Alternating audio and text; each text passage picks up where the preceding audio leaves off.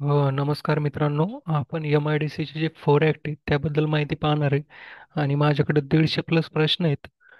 तुम्ही बघू शकता ते 181 पेजेस आहेत कम्प्लिटली. त्यामध्ये 150 प्लस प्रश्न आहे. त्यामध्ये आपण हे सगळे टॉपिक बघणार आहे, तर आपण लगेच आता चालू करतोय.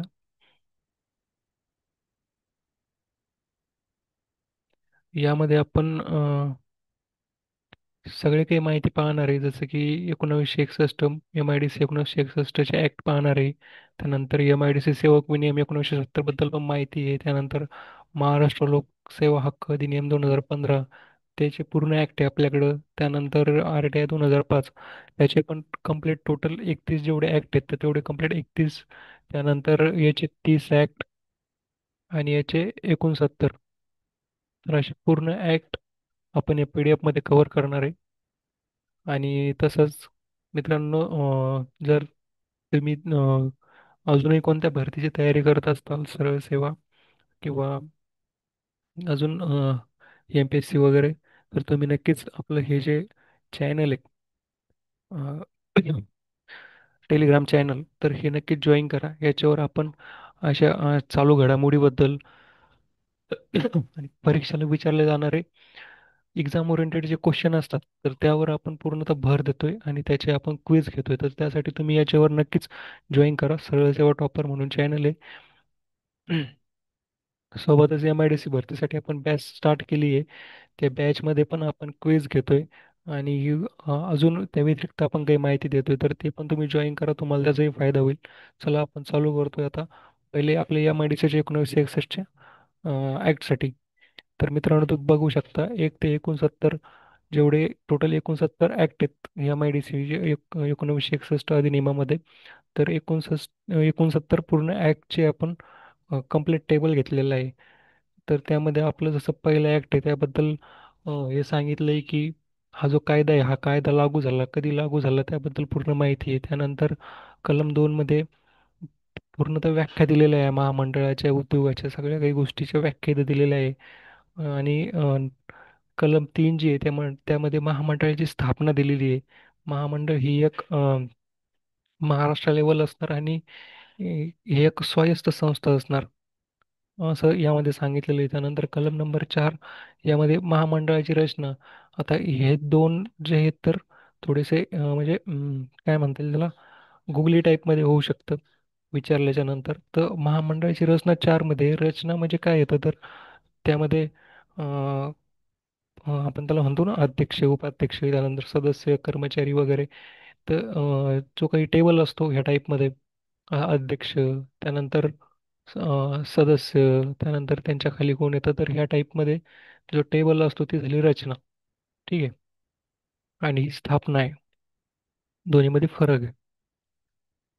त्यानंतर कलम 5, 6, 7, 8, 9, 10 टोटल पूर्णतः जशी माहिती आपण इथे घेतलेली आहे. याच्यामध्ये मी आता सगळं घेत बसत नाही, कारण हे खूप मोठी PDF आहे आणि आपल्याला सगळं काही कव्हर करायचं आहे. तर तुम्ही बघू शकता कलम नंबर 7, त्यांच्या बैठकी कशा होतात त्यावर माहिती इथे दिलेली आहे. त्यानंतर सदस्याची समाप्ती, त्या म्हणजे जे काही सदस्य असतील तर सदस्य म्हणजे पदावरून कमी होत आहेत, तर त्याबद्दल कलम 8 मध्ये माहिती दिलेली आहे. आणि जसं की आता कलम नंबर 10 बघू शकता तुम्ही, जर तात्पुरती अनुपस्थिती म्हणजे जर एखादा सदस्य नाही आहे तर त्याचं काम कोण पाहणार, तर हे कलम 10 मध्ये दिलेलं आहे. त्यानंतर महत्त्वाचे महत्त्वाचे कलम कोणते आहे मित्रांनो, तर कलम नंबर 14, महामंडळाची कार्य. महामंडळाची कार्य काय काय आहे तर हे कलम नंबर 14 मध्ये दिलेले आहे. त्यानंतर महामंडळाचे अधिकार कलम नंबर 15 मध्ये दिलेले आहेत.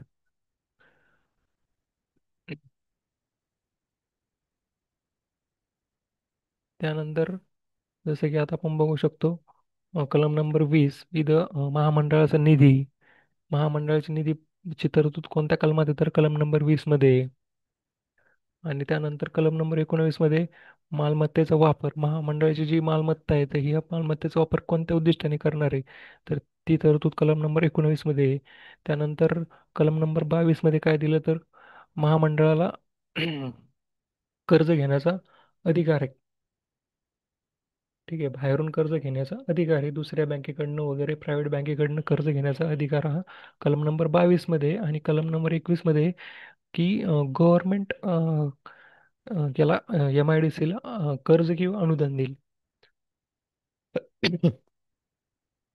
त्यानंतर कलम नंबर 25, खर्चाची अंमलबजावणी. MIDCची जी खर्च आहे त्याची अंमलबजावणी कशी केली जाते तर याची तरतूद कलम नंबर 25 मध्ये आहे. त्यानंतर कलम नंबर 26, हा तर कन्फर्म येऊ शकतो. कलम नंबर 14, कलम नंबर 26. कलम नंबर 26 मध्ये वार्षिक अंदाजपत्रक आहे, कामाची योजना. तर म्हणजे जे काही आता पुढील वर्ष असेल तर पुढील वर्षाचं एक अ, वेळापत्रक तयार केलं जाईल.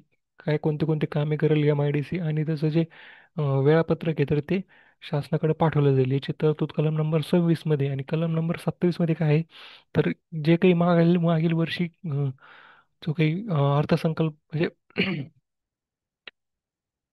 मागील वर्षीचा हिशोब सोबतच अशा काही गोष्टी असतील मागील वर्षीचा पूर्ण अहवाल, तर तो शासनाला सादर करावा लागतो, जो त्याची तरतूद कलम नंबर 27 मध्ये आहे.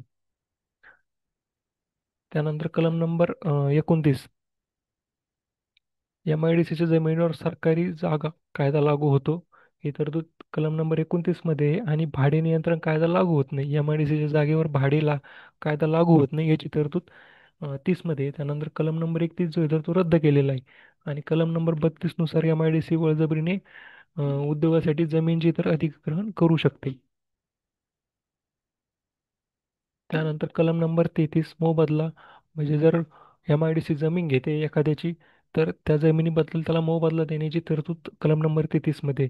मित्रांनो, हे सगळे आपण घेतलेले आहे. आता हे मी पूर्णतः एक एक हे करत नाही, कारण याच्यामध्ये ना तर वेळ माझा भरपूर जाईल आणि आपले क्वेश्चन तरीच राहतील. तर तुम्ही बघू शकता जसे कलम नंबर 40, 41 रद्द झालेले आहेत. पूर्णतः माहिती आपण घेतलेली आहे इथं.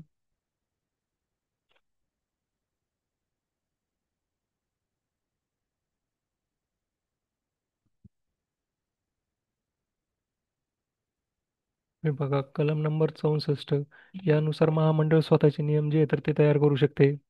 त्यानंतर कलम नंबर 63 नुसार शासन MIDC साठी काही नियम तयार करू शकते. अशा काही गोष्टी भरपूर काही. त्यानंतर अनुसूचित काही सुधारणा करायच्या असेल तर कलम नंबर 69 नुसार 69 मध्ये त्याची तरतूद आहे. ठीक आहे. तर आपण आता जसं की प्रश्नाला चालू करतोय, तर आपला पहिला प्रश्न आहे की MIDC ची स्थापना कोणत्या अधिनियमाखाली झाली, तर ऑप्शन आहे सी, MIDC महाराष्ट्र औद्योगिक विकास अधिनियम 1961. त्यानंतर महाराष्ट्र औद्योगिक विकास महामंडळाचे मुख्यालय कुठे आहे तर मुंबई येथे आहे. त्यानंतर MIDC कायद्यानुसार कॉर्पोरेशन म्हणजे काय तर राज्य शासनाचे स्वास्थ्य मंडळ. त्यानंतर MIDC अधिनियमात किती कलमे आहेत तर टोटल 69 कलमे आहेत. राज्य शासनाचे आदेश MIDC वर बंधनकारक असतात. हे कोणत्या कलमात आहे तर कलम नंबर 18 मध्ये आहे. त्यानंतर दंडात्मक कारवाई ही कलम नंबर 60 मध्ये आहे. त्यानंतर अधिकारी व कर्मचारी यांना सार्वजनिक सेवक म्हणून घोषित करणारे कलम कोणते तर कलम नंबर 66 आहे. त्यानंतर कायद्याच्या अंमलबजावणीत अडचणी असल्यास शासन हस्तक्षेप करू शकतो. ह्या म्हणजे हे जे कलम आहे तर ह्या कलमाची तरतूद जी आहे तर कलम नंबर 68 मध्ये आहे. त्यानंतर MIDC मंडळाची रचना कोणत्या कलमात नमूद केलेली आहे तर कलम नंबर 4 आहे.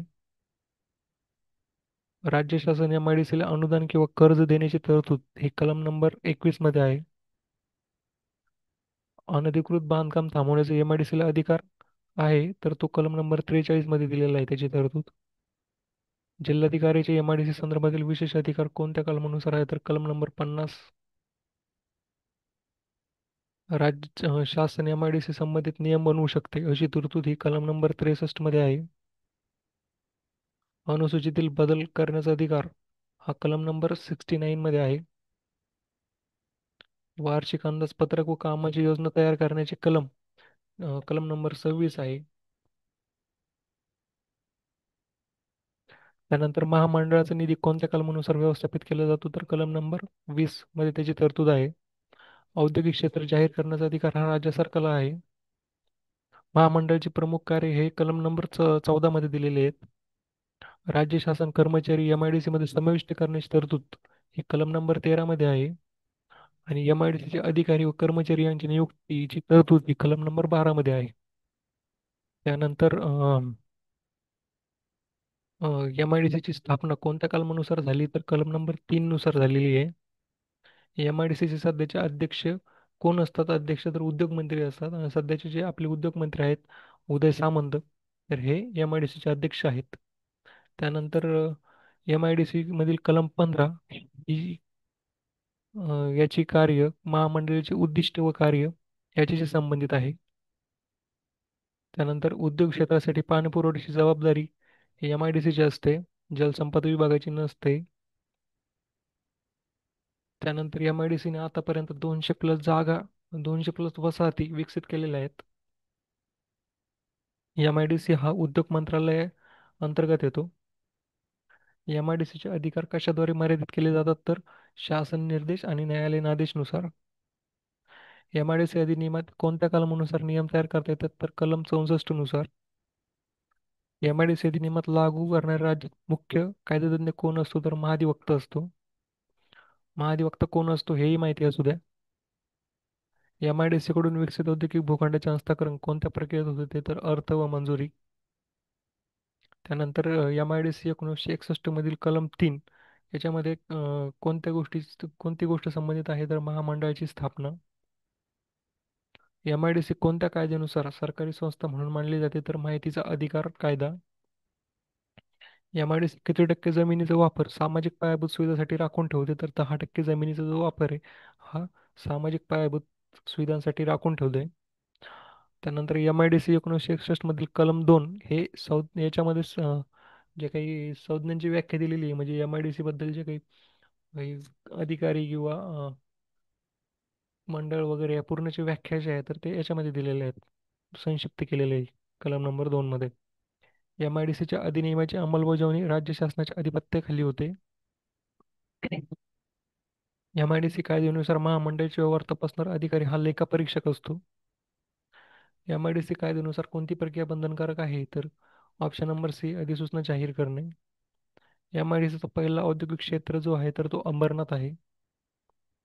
एम आय डी सी मध्ये EODB म्हणजे काय तर ease of doing business. M I D C कोणत्या स्वरूपाची कंपनी आहे तर statutory corporation. M I D C मध्ये किती प्रकारचे क्षेत्रीय वर्गीकरण होते तर ऑप्शन नंबर डी 3 प्रकारचे. ते पण दिलेले आहेत उद्योग, निवासी आणि व्यावसायिक. हा सुद्धा ऑप्शन येऊ शकतो की एम आय डी सी मधील खालील क्षेत्रीय वर्गीकरण नाही आहे असं येऊ शकतो आणि ऑप्शन वेगवेगळे असू शकतात तर हे 3 त्यापैकी असतील. सध्या एम आय डी सीचे मुख्य कार्यकारी अध्यक्ष कोण आहे तर ऑप्शन नंबर बी पी वेलसारू हे आहेत.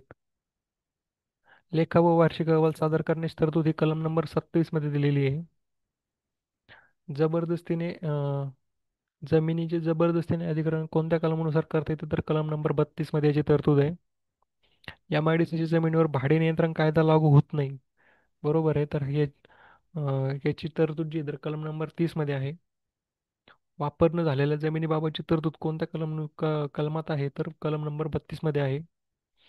राज्य शासनाचे आदेश एम आय डी सीवर बंधनकारक असतात हे कलम नंबर 18 मध्ये आहे. राज्य शासनाचे आदेश एम आय डी सीवर बंधनकारक असतात, सॉरी हा क्वेश्चन डबल झाला. एम आय डी सीने कोणत्या प्रकारच्या उद्योगांना भूखंड देण्याची प्राथमिकता दिली तर माहिती व तंत्रज्ञान उद्योग. एम आय डी सीद्वारे 2025 मध्ये कोणते नवीन नियम लागू करण्यात आले सर CDCPR याचा फुल फॉर्मही लक्षात असू द्या. एम आय डी सीद्वारे कोणता ऑनलाईन पोर्टल वापरला जातो तर single window clearance. M I D सीद्वारे सुरू करण्यात आलेली रोजगार संधी पोर्टल कोणतं आहे तर महाजॉब. त्यानंतर फॉर्म 8 कोणत्या संदर्भात एम आय डी सीमध्ये आवश्यक आहे तर फायर सेफ्टी पालन. M I D C single window clearance पोर्टलचे उद्दिष्ट काय आहे तर उद्योग परवानगीची जलद पूर्तता. त्यानंतर मित्रांनो तुम्हाला जर कधी चालू घडामोडी पाहिजे असतील जानेवारीपासूनच्या तर जूनपर्यंत कंप्लीट चालू घडामोडीचे आपले मंथ वाईज PDF आपली अवेलेबल आहे आणि PDF चा फायदा भरपूर झालेला आहे. नोंदणी मुद्रांकमध्ये 5 ते 6 क्वेश्चन जे आहेत तर आपल्या PDF मधून विचारले गेलेले आहे, प्रत्येक शिफ्टला विचारले गेलेले आहे. खूप फायदा झालेला आहे. मुलांना 10 मार्क, 10 ते 12 मार्काचा प्रत्येक शिपमध्ये फायदा होत गेलेला आहे ज्यांनी PDF यूज केलेली आहे. तुम्हाला जर PDF पाहिजे असेल तर तुम्ही नक्कीच मला व्हॉट्सअप करा, तुम्हाला PDF मी अवेलेबल करून देईल. त्यानंतर एम आय डी सी सेवक विनियम 1970 बद्दल आपण काही माहिती पाहणार आहेत. जसं की एम आय डी सी सेवक नियमानुसार सेवकाला किती प्रकारच्या रजा मिळतात, तर 4 प्रकारच्या, ऑप्शन नंबर सी. त्यानंतर नियम 27 जो आहे एम आय डी सी सेवक अधिनियमात विनियमातला, तो कशाशी संबंधित आहे, तर सेवा समाप्ती. एम आय डी सी खालीलपैकी कोणती रजा एम आय डी सी सेवकाला विनियमानुसार दिली जाते, तर ऑप्शन नंबर सी. त्यानंतर एम आय डी सी सेवक नियम 1970 नुसार निवृत्तीचे वय किती असते, तर 60 वर्ष. त्यानंतर एम आय डी सी सेवक नियम 1970 मधील नियम 4 कोणास लागू होतो, तर सर्व नियमित व कायम एम आय डी सी सेवकांना. त्यानंतर नियम 13 नुसार एम आय डी सी मध्ये प्रवेशासाठी वयोमर्यादा किती आहे, तर 18 ते 33 वर्ष. त्यानंतर हा जो विनियम आहे 1970, तर हा कोणत्या वर्षी लागू करण्यात आला, तर त्याची डेट पण लक्षात असू द्या, 1 जानेवारी 1970. एम आय डी सी विनियम कोणत्या कायद्यानुसार तयार करण्यात आली आहे, तर या कायद्याच्या कायद्यानुसार जी आहे ती तयार करण्यात आलेली आहे. त्यानंतर यानुसार सेवक म्हणजे कोण, तर कंत्राटी कर्मचारी, कायमस्वरूपी कर्मचारी, तात्पुरता कर्मचारी, या सगळ्यांना सेवकच म्हणलं जातं. सेवक भरती ही कशावर अवलंबून असते, ह्या विनियमानुसार, तर गुणवत्ता व पात्रतेवर. त्यानंतर सेवकाची निवृत्ती आपण आताच बघितलं. नियमित सेवा 1970च्या विनियमानुसार नियमित सेवा किती वर्षांची धरली जाते, तर 1 वर्ष. ज्यावेळेस कोणताही कर्मचारी 1 वर्ष एका ठिकाणी काम कंप्लीट करतोय, तर त्याला नियमित सेवा असं संबोधलं जातं. त्यानंतर निलंबन काळातील वेतन किती असते, तर अर्धवेतन असते. त्यानंतर सेवक विनियमानुसार कोणत्या कारणामुळे सेवा समाप्ती केली जाऊ शकते, तर जर कर्मचारी गैरहजर आहे, कर्मचारी अपात्र आहे त्या कामासाठी, आणि त्याची वर्तणुकीविषयी काही दोष असेल, तर सेवा समाप्त केली जाते, म्हणजे ऑप्शन नंबर डी येईल आपलं. एम आय डी सी सेवक नियमन कोण तयार करतो, तर एम आय डी सी महामंडळ तयार करतो. कोणत्या नियमाखाली सेवकाने संप करणे चुकीचे मानले जाते, तर कर्मचारी आचारसंहिता. कर्मचारी आचारसंहिता यानुसार कर्मचारी हा कामाच्या ठिकाणी संप नाही करू शकत. वैद्यकीय रजेचे प्रमाण किती दिवस आहे, तर 30 दिवस आहे. सेवकाच्या मृत्यूच्या बाबतीत कोणते लाभ मिळतात, तर वरील तिन्ही लाभ मिळतात. सेवकाची बढती कोणत्या आधारे होते, तर वरिष्ठाचा अहवाल व गुणवत्ता. सेवक विनियम नुसार पेन्शन योजना प्रदान करते, कोणती पेन्शन योजना, तर वरील सर्व. ग्रॅज्युटी मिळण्यासाठी किमान कर्मचाऱ्यांनी किती कालावधी काम केलेलं असावं, जर कर्मचारी जर एका ठिकाणी 5 वर्ष कंप्लीट काम करतोय, तर त्याला ग्रॅज्युटी मिळू शकते. कोणत्या प्रकारच्या सेवेसाठी प्रमोशन कालावधी असतो, जर कधी एखादा कर्मचाऱ्याला कायमस्वरूपी नियुक्ती करायची, तर त्याच्यासाठी 6 महिने, काहींना 3 महिन्याचा प्रमोशन पिरियड असतो. जर तात्पुरती कंत्राटी भरती असेल, तर त्याच्यासाठी प्रमोशन पिरियड नसतो. विनियमानुसार किती दिवस सतत गरज राहिल्यास सेवा समाप्त होऊ शकते, तर ऑप्शन नंबर सी, 15 दिवस. सेवक विनियमानुसार एकाच पदावर 5 वर्षांनी काय होते, तर पुनरावलोकन. एम आय डी सी सेवक नियमानुसार सी एल म्हणजे काय, तर कॅज्युअल लिव्ह. अर्नड लिव्हचा उपयोग कोणत्या प्रकारच्या गरजेसाठी केला जातो, तर दीर्घ कालावधीसाठीच्या सुट्टीसाठी. मॅटर्निटी लिव्ह कोणासाठी लागू होते, तर फक्त महिलांसाठी. लिव्ह विदाऊट पे किती दिवस मिळू शकते, 90 दिवस. कोणती रजा वर्षाखेरीने वापरल्यास बाद होते, तर कॅज्युअल लिव्ह. त्यानंतर मित्रांनो, महाराष्ट्र लोकसेवा हक्क अधिनियम संबंधित आपल्याकडे टोटल 30 आर्टिकल्स आहेत. तर ते कंप्लीट 30 आर्टिकल्स आपण आता या व्हिडिओमध्ये पाहणार आहेत. तर आता तुम्ही बघू शकता इथं महाराष्ट्र लोकसेवा हक्क अधिनियम 2025 मधील सर्व 30 कलमे जे आहेत, तर त्याची इथं टोटल संपूर्णतः माहिती दिलेली आहे. जसे की कलम नंबर 1 मध्ये अधिनियमाचे नाव दिलेले आहे. त्यानंतर हा कधी लागू झाला आहे, तर याबद्दल माहिती दिलेली आहे. आणि पूर्णतः महाराष्ट्रामध्ये लागू झाला आहे. काही जिल्हे किंवा काही भाग वगळता असं काहीच नाही आहे. त्यानंतर कलम नंबर 2 मध्ये व्याख्या दिलेली आहे. कलम नंबर 3 मध्ये शासन सेवेची यादी दिलेली आहे, ज्या काही सेवा मिळतात त्याबद्दल. त्यानंतर कलम नंबर 4 बद्दल जे काही नागरिक असतात, समजा जे काही राज्य नागरिक आहेत, तर त्यांना कायदेशीर हक्क आहे त्यांना सेवा मिळण्याचा, आणि तेही त्या मर्यादित एक कालावधीमध्ये. सेवा देण्याची जबाबदारी कलम नंबर 5 मध्ये याची तरतूद आहे. जो कर्मचारी आहे त्या कर्मचाऱ्यावर सेवा देण्याची जबाबदारी असते. त्यानंतर कलम नंबर 6 मध्ये नागरिक जो आहे तर तो आपल्या कामाचा स्टेटस बघू शकतो. त्यानंतर कलम नंबर 7 मध्ये माहिती तंत्रज्ञानाचा वापर करू शकतो एक पारदर्शकतेसाठी, म्हणजे काम जलद होण्यासाठी आणि कामाच्या पारदर्शकतेसाठी. त्यानंतर कलम नंबर 8 मध्ये कशाची तरतूद आहे, तर कलम नंबर 8 नुसार शासन जे आहे तर प्रथम व द्वितीय जे अपील अधिकारी असतात तर त्यांची नियुक्ती करू शकते. त्यानंतर कलम नंबर 9 मध्ये जो काही अपील करतोय, समजा नागरिक जे काही अपील करतोय, सेवा न मिळाल्यास नागरिक प्रथम अपील जो करतो तर याची तरतूद कलम नंबर 9 मध्ये आहे. त्यानंतर कलम नंबर 10 मध्ये दंडाची तरतूद आहे. जर सेवा नाही मिळाली तर अधिकाऱ्यावर 5,500 ते 5,000 पर्यंत दंड होऊ शकतो.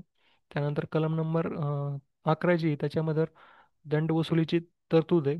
त्या अधिकाऱ्याच्या पगारातूनच जे आहे तो दंड वसूल केला जातो. त्यानंतर कलम नंबर 12 वारंवार कस म्हणजे वारंवार जर काय म्हणता येईल त्याला, जो अधिकारी आहे त्याने वारंवार ती चुकी केली, त्यांनी सेवा नाही दिली, तर त्याला जबाबदारी त्याची निश्चित केली जाते, त्याला जबाब विचारला जातो, त्याची जबाबदारी जी आहे तर ती निश्चित केली जाते, जबाबदारी ठरवली जाते. याची तरतूद कलम नंबर 12 मध्ये आहे. त्यानंतर मित्रांनो कलम नंबर 13, त्यानंतर कलम नंबर 14 म्हणजे ते अध्यक्ष व सदस्यांचा कार्यकाळ, त्यांच्या अटी वगैरे सगळी काही माहिती तर दिलेली असते. म्हणजे किती अध्यक्ष किती असणार, सदस्य किती असणार, नंतर त्यांचा कार्यकाळ किती असणार, जसं की 5 ते 10 वर्ष. त्यानंतर एक अध्यक्ष आणि 3 सदस्य, तर अशा काही गोष्टी. त्यानंतर कलम नंबर 15 मध्ये तरतूद आहे की जे काही आयुक्त असतील आणि जे काही अध्यक्ष असतील किंवा सदस्य असतील तर त्यांना पदावरून दूर करण्यासाठी याची तरतूद कलम नंबर 15 मध्ये आहे.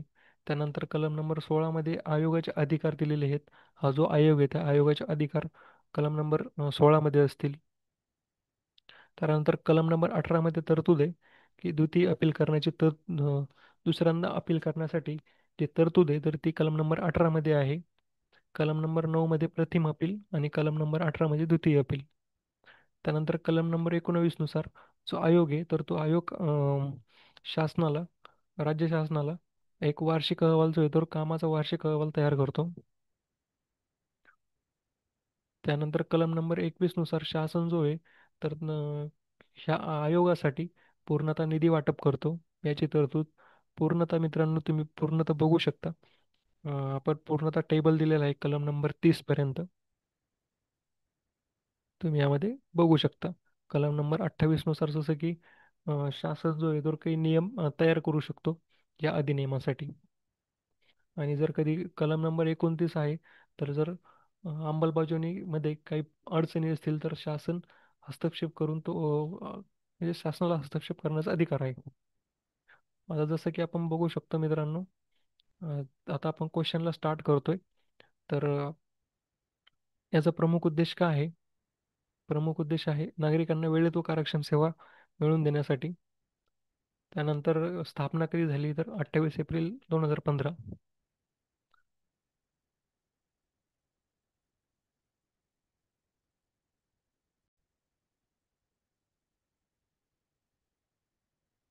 त्यानंतर मित्रांनो आयोगाचे अधिकार आणि कार्य कोणत्या कलमात आहेत तर कलम नंबर 16 मध्ये.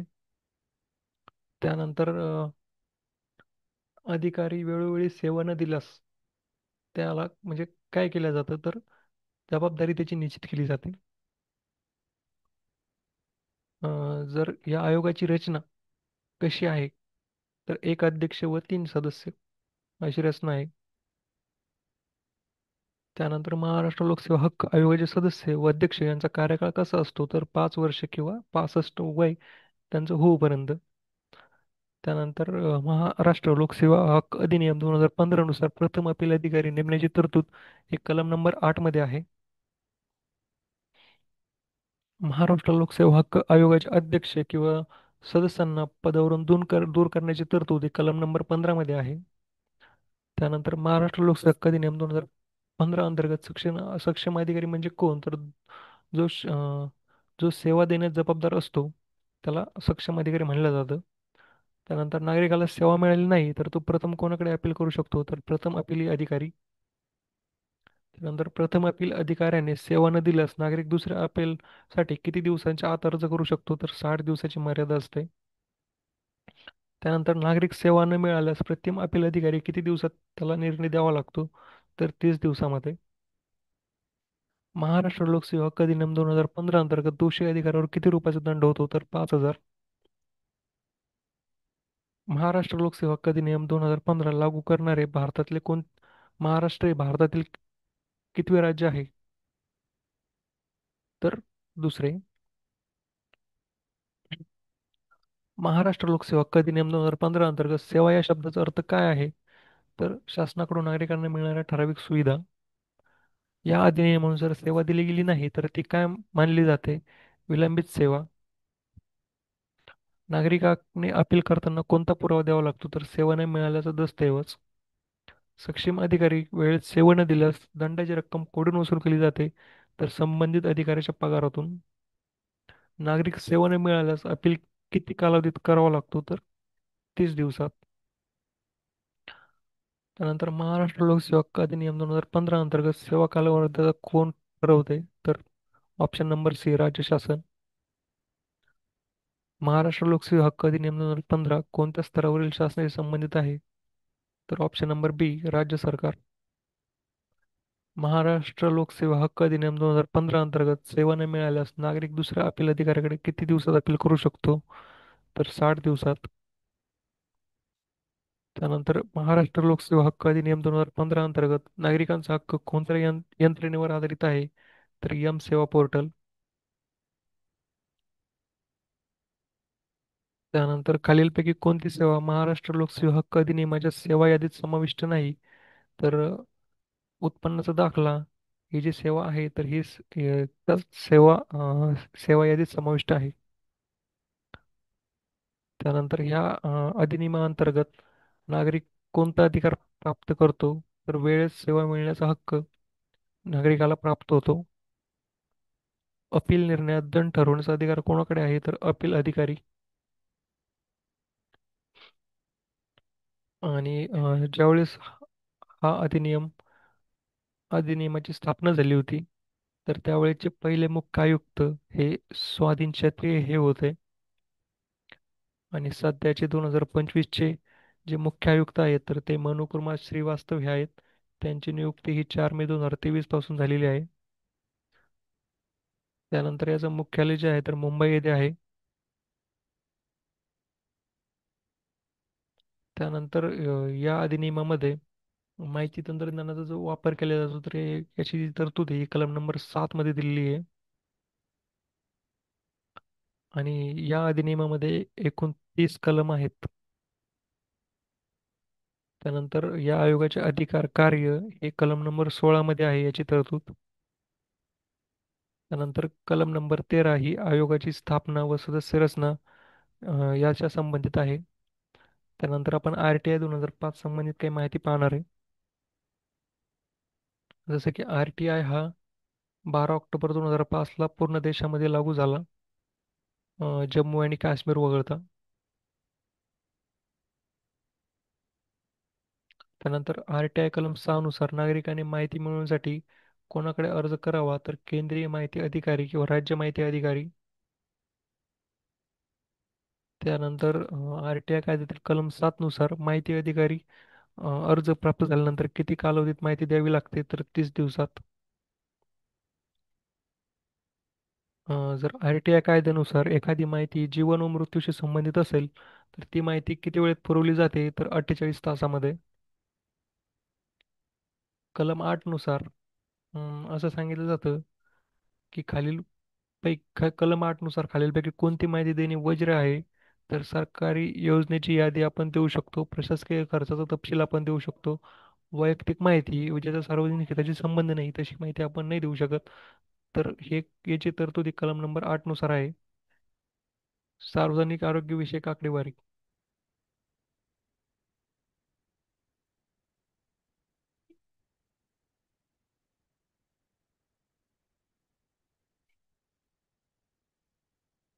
त्यानंतर आर-टी-आय अंतर्गत माहिती नाही मिळाल्यास किंवा अपुरी माहिती मिळाल्यास नागरिकाला प्रथम अपील कुणाकडे करावं लागते, तर वरिष्ठ माहिती अधिकाऱ्याकडे.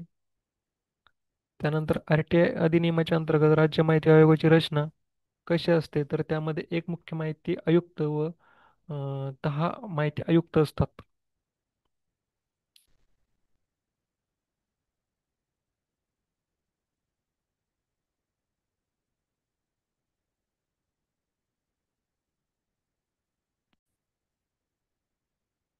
त्यानंतर मित्रांनो, कलम नंबर 20 मध्ये दंडाची तरतूद आहे. जर माहिती अधिकारी ठराविक वेळेत माहिती नाही पुरवू शकला, तर त्यावर 25,000 रुपये एवढा दंड आकारला जाऊ शकतो. याची तरतूद कलम नंबर 20 मध्ये आहे. त्यानंतर माहितीचा अर्ज आर-टी-आय अंतर्गत कशा स्वरूपात सादर करता येतो, तर लेखी किंवा इलेक्ट्रॉनिक पद्धतीने कोणत्याही भाषेत.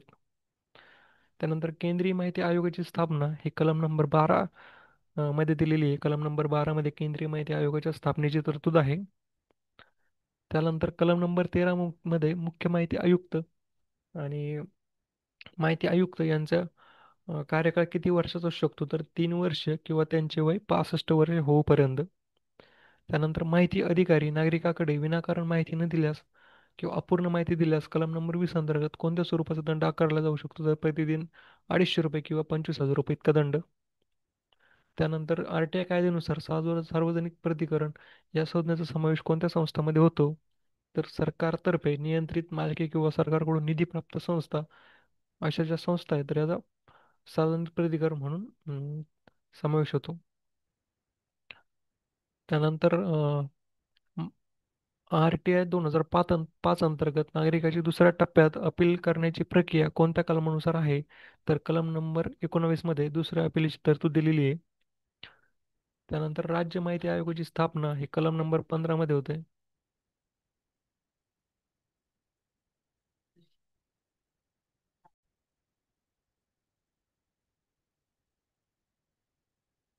त्यानंतर आर-टी-आय कायद्यानुसार कोणती व्यक्ती माहिती मागू शकते, तर कोणताही भारतातील जो नागरिक असेल तर तो माहिती मागू शकतो.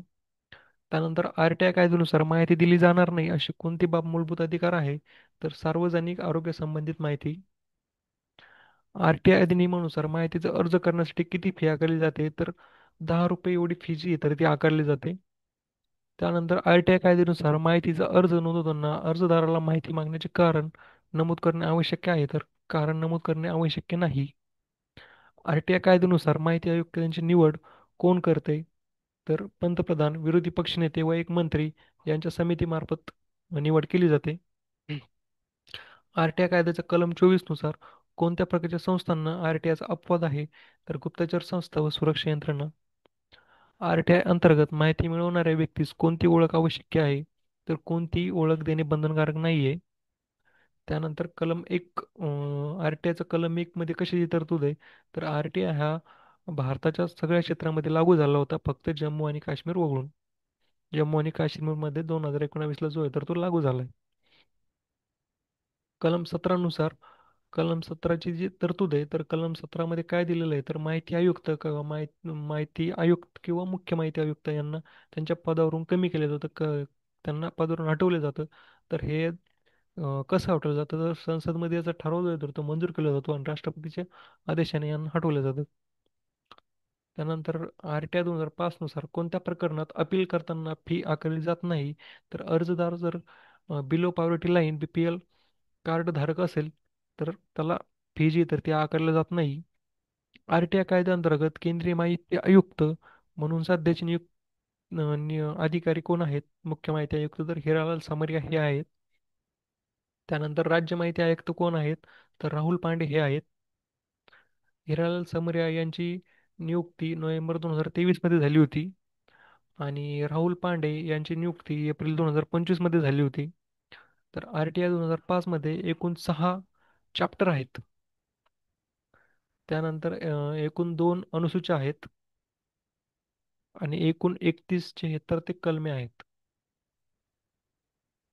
त्यानंतर आता आपण पूर्ण कलम बघणार आहेत. माझ्याकडे पूर्ण कलमचा जो तर जो टेबल आहे. तर त्याच्याबद्दल तुम्हाला जसं की आता तिथे शॉर्ट फॉर्म दिलेली आहे, जसं की CIS, CIC म्हणजे सेंट्रल इन्फॉर्मेशन कमिशन, केंद्रीय माहिती आयोग, SIC म्हणजे राज्य माहिती आयोग, स्टेट इन्फॉर्मेशन कमिशन, त्यानंतर public information officer, assistant public information हा ऑफिसर. तर अशी काही माहिती दिलेली आहे, जसं की आता कलम नंबर 1 याच्यामध्ये हा कायदा संपूर्ण भारतात लागू झालता, फक्त जम्मू आणि काश्मीर वगळता. त्यानंतर अ, या म्हणजे माहिती नागरिक यांच्याबद्दल पूर्णतः व्याख्या ह्या कलम नंबर 2 मध्ये आहे. आणि प्रत्येक नागरिकाला जो आहे तर माहिती मिळवण्याचा हक्क आहे याची तरतूद कलम नंबर 3 मध्ये आहे. सरकारी कार्यालयांची कर्तव्ये ही कलम नंबर 4 मध्ये आहे. जसं की सरकारी जे कार्यालय आहे तर यांनी पूर्णतः माहिती त्यांच्या डॅशबोर्डवर, त्यांच्या नोटीस बोर्डवर ठेवायला हवी. त्यानंतर कलम नंबर 5 मध्ये तरतूद आहे की माहिती अधिकाऱ्याची नियुक्ती ही याची तरतूद कलम नंबर 5 मध्ये आहे. माहिती मिळवण्यासाठी जो अर्ज करावा लागतो तर याची तरतूद ही कलम नंबर 6 मध्ये आहे. माहिती देण्याची मुदत ही 30 दिवस आणि जर कधी जीवन आणि मृत्यू संबंधित असेल तर 48 तासात जी माहिती दिली जाते याची तरतूद कलम नंबर 7 मध्ये आहे. काही माहिती देण्यासाठी काही अपवाद आहेत, जसे की राष्ट्र सुरक्षा किंवा वैयक्तिक, तर यासाठी कलम नंबर 8 मध्ये याची तरतूद आहे. त्यानंतर कलम नंबर 9 मध्ये तरतूद आहे की काही गोपनीयता माहिती माहिती नाकारण्याचे अधिकार कलम नंबर 9 मध्ये आहेत. त्यानंतर जसं की आता कलम नंबर 12 महत्वाचा आहे, परीक्षेला विचारला जाऊ शकतो. केंद्रीय माहिती आयोगाची स्थापना कलम नंबर 12 मध्ये आहे. त्यानंतर जे काही केंद्रीय माहिती आयुक्त असतील, मुख्य आयुक्त असतील, तर त्यांचा कार्यकाळ आणि कसा असेल, किती सदस्य असतील, तर याची जी तरतूद आहे तर ही कलम नंबर 13 मध्ये आहे. त्यानंतर कलम नंबर 14 नुसार जे केंद्रीय माहिती आयुक्त आहेत तर त्यांना हटवलं जाऊ शकतं. त्यानंतर कलम नंबर 15 मध्ये राज्य माहिती आयोगाची स्थापना दिलेली आहे. कलम नंबर 16 मध्ये जे राज्य माहिती आयुक्त असतील त्यांचे कार्यकाळ आणि त्यांचे अधिकार हे कलम नंबर 16 मध्ये आहे. कलम नंबर 17 नुसार राज्य माहिती आयुक्त यांना हटवण्याची तरतूद कलम नंबर 17 मध्ये आहे. आणि कलम नंबर 20 मध्ये दंडाची तरतूद दिलेली आहे. 250 रुपये प्रतिदिवस किंवा 25,000 रुपये दंड जो आहे तर तो अधिकाऱ्याला होऊ शकतो. ही पूर्णतः माहिती जसं की इथे दिलेली आहे. याच्यामध्ये कलम नंबर 25 नुसार माहिती जो आयोग आहे तर हा आयोग सरकारला वार्षिक अहवाल करावा लागतो त्यांना. त्यानंतर कलम नंबर 27 केंद्र सरकार काही नियम बनवू शकतात या म्हणजे या अधिनियमामध्ये. कलम नंबर 28 राज्य सरकार स्वतःचे काही नियम बनवू शकतात या अधिनियमामध्ये. कलम नंबर 28 आताच बघितलं आपण. कलम नंबर 29 नुसार 2002 मधील फ्रीडम ऑफ इन्फॉर्मेशन ऍक्ट हा कायदा जो होतो तो रद्द झालेला आहे. असे टोटल आपण 31 कलम हे तर याची टेबल आहे इथं दिलेला आहे. तुम्ही या PDF साठी मला या नंबरला कॉन्टॅक्ट करा. तुम्हाला ही पूर्णतः PDF जी आहे तर ती अवेलेबल मी करून देईल. सोबतच तुम्हाला चालू घडामोडी पाहिजे असतील तर त्याची सुद्धा PDF आपल्याकडे अवेलेबल आहे. तर थँक्यू मित्रांनो.